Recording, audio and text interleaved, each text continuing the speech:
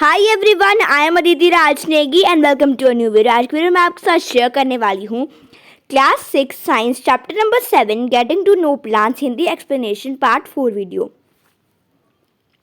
इससे पहले जो पार्ट हमने अपलोड करे हैं इस अकाउंट में उन्हें देखना बहुत इंपॉर्टेंट है, क्योंकि जब तक हमें पहले की पार्ट या फिर जो भी पहले पढ़ा है वो क्लियर नहीं होगा तब तक हमें आगे का समझ नहीं आने वाला है।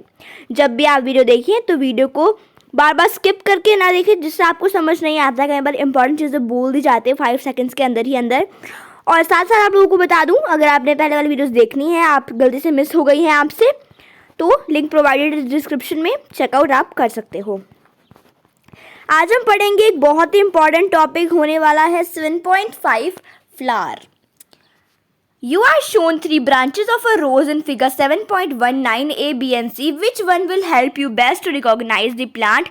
Which color did you see for the flower in figure 7.1? Are all flowers colorful? Have you ever seen flowers on the plants of grass, wheat, maize, mango or guava? Are those brightly colored? Let us study a few flowers. गुलाब के पौधों के 3 branches figure 7.19 ए, B और सी में दिए गए हैं। कौन सी स्थिति में पौधों को पहचान सकते हो आप लोग और क्यों बताना है।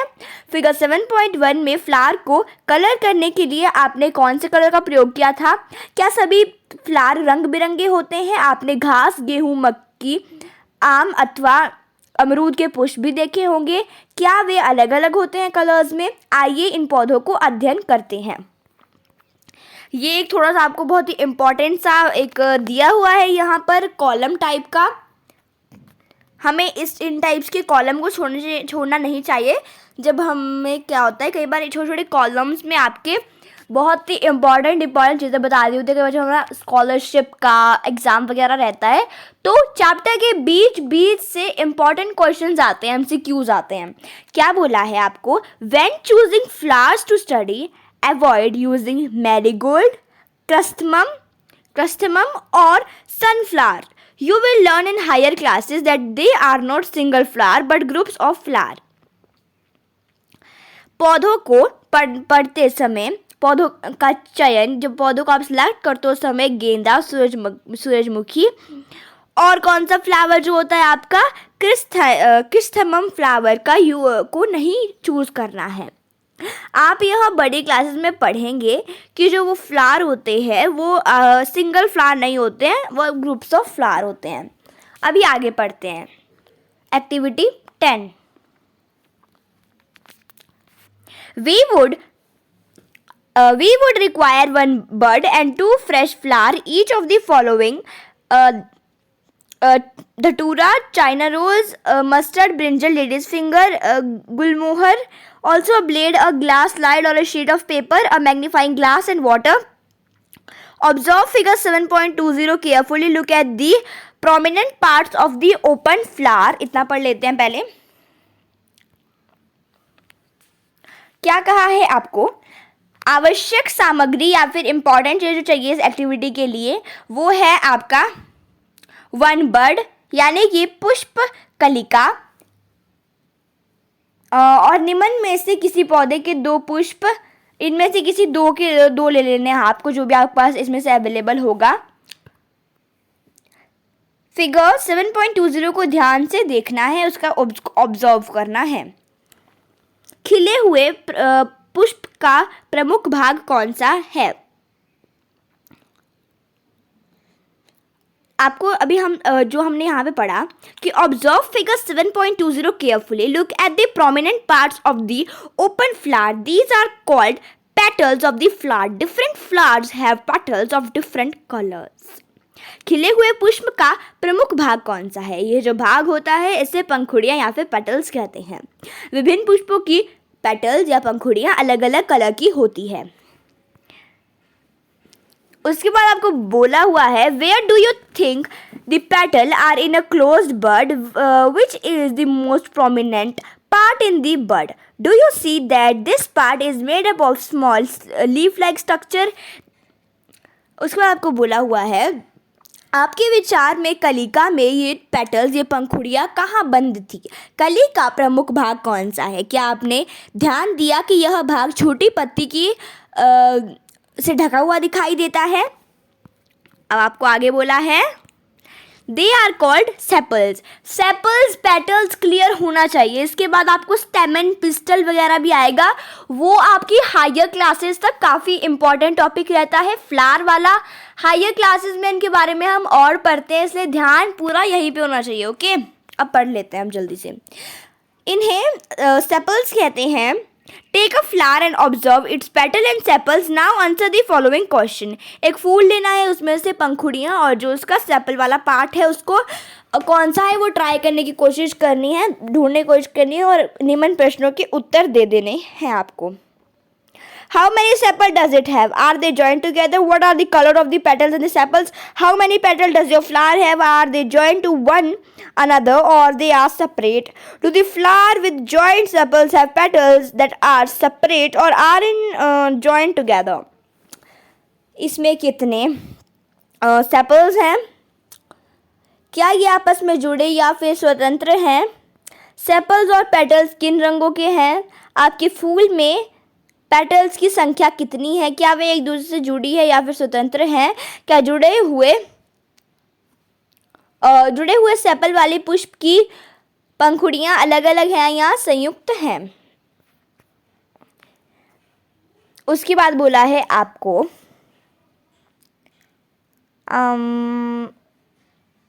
fill the table based on the observation।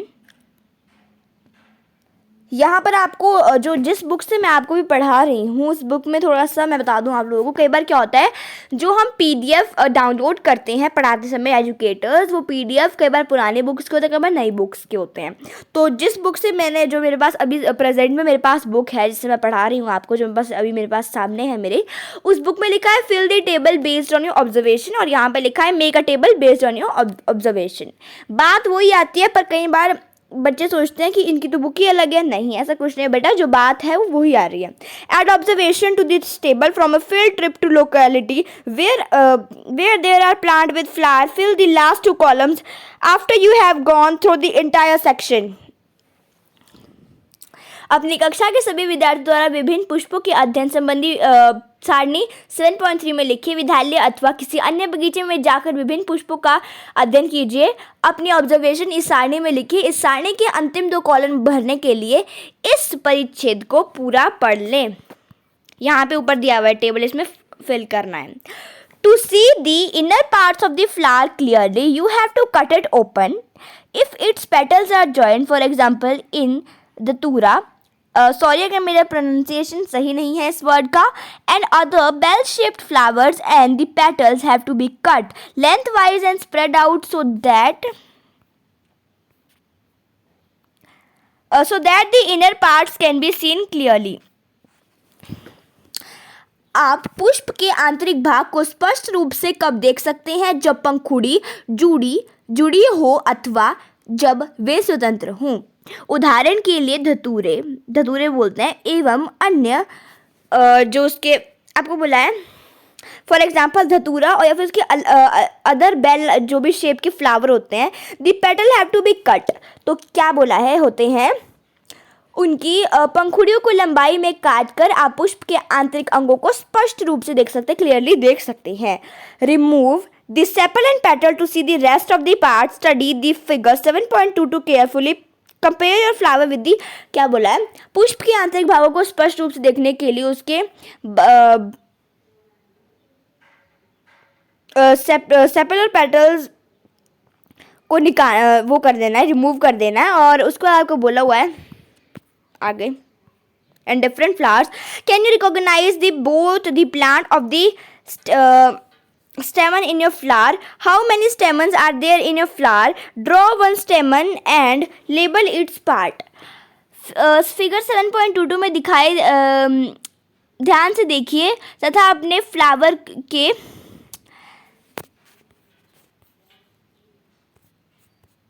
And compare your flower with the different अलग अलग फ्लावर से कंपेयर करना है। फिर 7.23 को ध्यान से देखना है। इसमें विभिन्न पुष्पों में पाए जाने वाले विविध प्रकार के क्या हैं, अलग अलग जो फ्लावर्स होते हैं उसमें पाए जाने वाले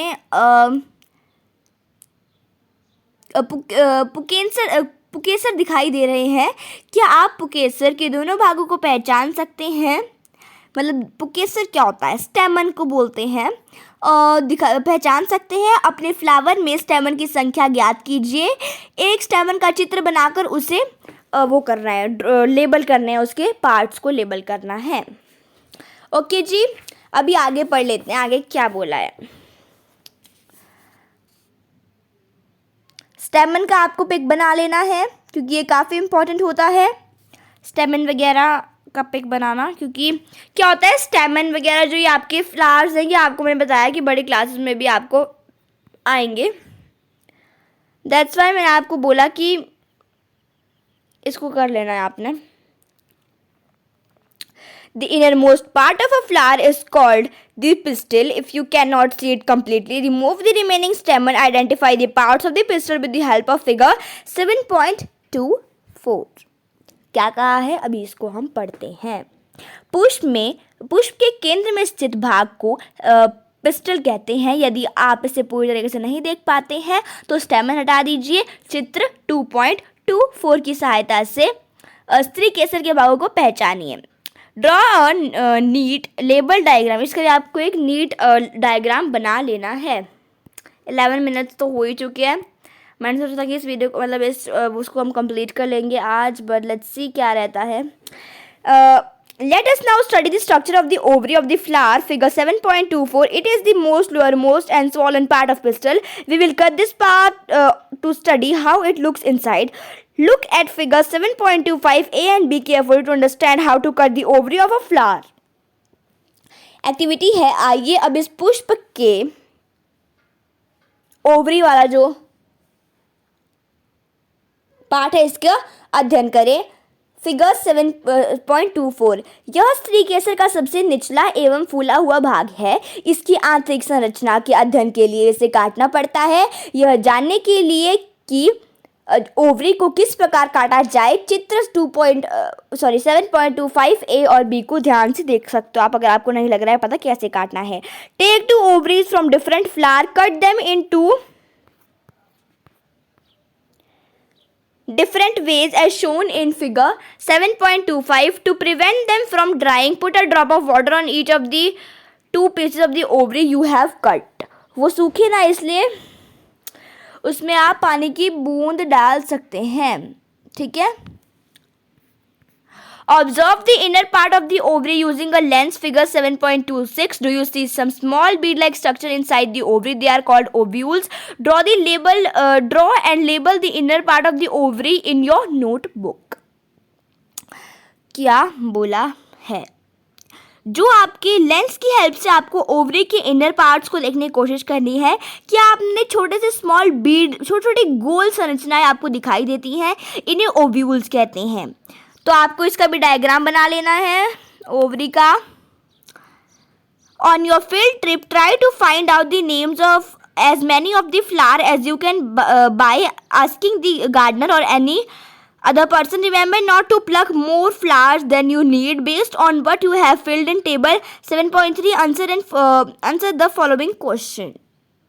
कुछ और पुष्पों का अध्ययन करने के लिए अपने अध्यापक के साथ विद्यालय अथवा किसी पार्क के बगीचे में जाइए एवं अधिक से अधिक पुष्पों का अध्ययन कीजिए। पुष्प के नाम जानने के लिए आप सहायता ले सकते हो।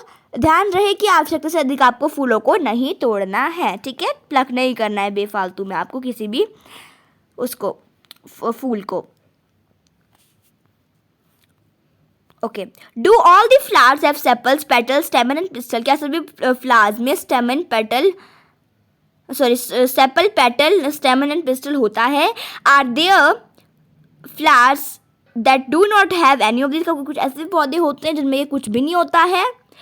Are there flower which have part other than these? Did you find any flower which have sepal and petal that look similar? Did you find any flower in which the number of sepal is different from the number of petals? क्या सभी फूलों में जो मैंने आपको बताया 4 चीज़ें वो होती है, क्या कोई ऐसा फूल है जिसमें वो कुछ भी नहीं होता है? क्या किसी फूल में इनसे अलग भाग मिलते हैं? क्या आपने ऐसे भी फूल देखे हैं जिसमें क्या होता है स्टेमन और पेटल सेम दिखाई देते हैं? क्या आपने कोई ऐसा फूल देखा है जिसमें सेपल जो होते हैं उसका नंबर डिफरेंट होता है और पेटल का डिफरेंट होता है? Do you now agree that the structure of the flower is not always the same? The number of sepal, petals, stamen and pistil may be different. तो क्या आपको पता लग गया कि जो स्टेमन पेटल वगैरह होते हैं वो अलग अलग होते हैं हर फ्लावर में. Sometimes some of these parts have कुछ टाइम जो ये पार्ट होते हैं कई बार नहीं भी होते हैं. We have studied some features and functions of leaves, stem and roots. We studied the structure of different flowers. We will learn about the function of flower in higher classes. We will also learn about fruits in higher classes. इस chapter में हमने पत्ती, तना, जड़ के लक्षण एवं कुछ कार्यों के विषय में पढ़ा. हमने विभिन्न पुष्पों की संरचना का भी अध्ययन किया. अब फूलों का कार्य क्या होता है वो हम अगली कक्षा में पढ़ेंगे और फ्रूट्स के बारे में भी हम अगली कक्षा में पढ़ेंगे. इसको जो कीवर्ड्स है ये मैं आपके साथ नेक्स्ट वीडियो में शेयर करूँगी क्योंकि ये वीडियो 15 मिनट्स की हो चुकी है. Thank you so much for watching. Bye, take care, खुश रहो, पढ़ते रहो. अगर आपको पसंद आई वीडियो तो सपोर्ट कर सकते हो आप मुझे. उसके लिए आपको लाइक, सब्सक्राइब, शेयर कर देना है और अपने दोस्तों के साथ शेयर करना मत भूलिएगा. जहाँ समझ नहीं है वहाँ पे कमेंट करके पूछ लीजिएगा. धन्यवाद. Thank you so much. Bye, पढ़ते रहो, खुश रहो.